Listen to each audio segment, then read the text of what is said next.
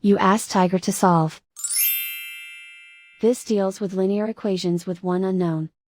The final result is x equals 1 over 2. Let's solve it step by step. Simplify the expression. Group like terms. Simplify the arithmetic.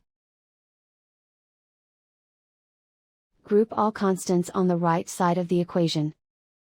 Subtract 8 from both sides. Simplify the arithmetic.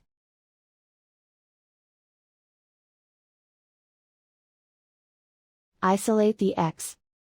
Divide both sides by -20. Cancel out the negatives. Simplify the fraction. Cancel out the negatives. Find the greatest common factor of the numerator and denominator. Factor out and cancel the greatest common factor.